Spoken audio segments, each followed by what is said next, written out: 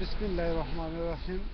আজকে আমি বাংলাদেশ জাতীয়তাবাদী বিএনপি, ইটালি বিএনপি নিয়ে দুইটা কথা বলতে যাচ্ছি। আমি বাংলাদেশ জাতীয়তাবাদী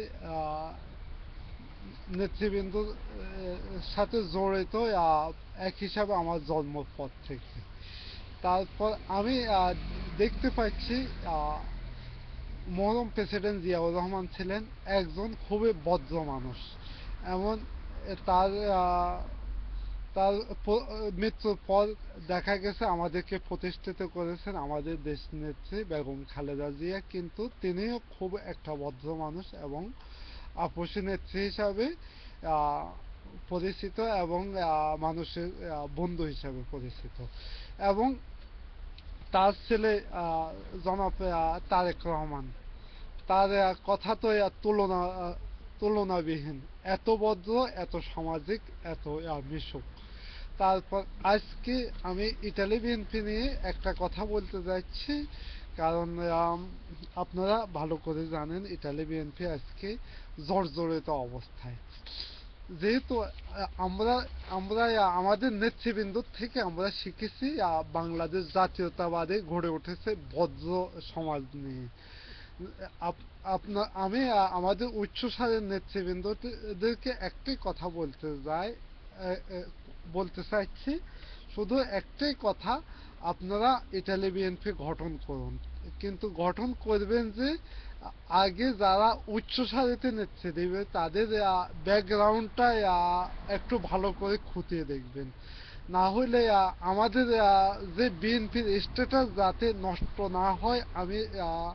আমি বলবো না অমুককে প্রেসিডেন্ট বানান, অমুককে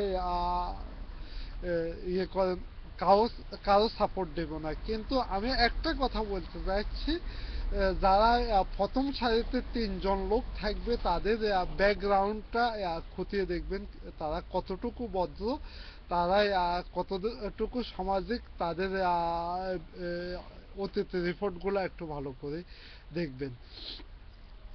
আজকে ইটালি বিএনপিতে অনেক কিছু চলতেছে, কিন্তু এগুলা আমরা আশা করি না।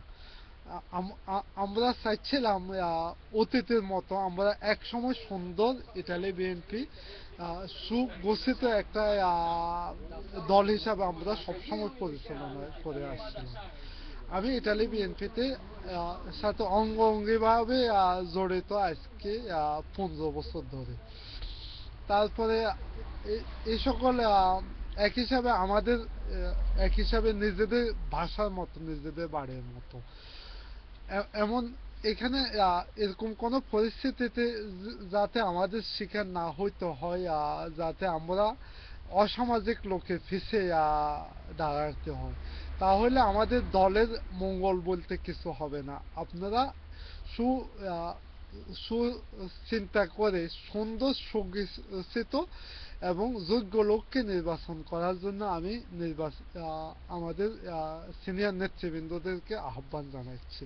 খোদা হাফেজ। বাংলাদেশ জাতীয়তাবাদী জিন্দাবাদ।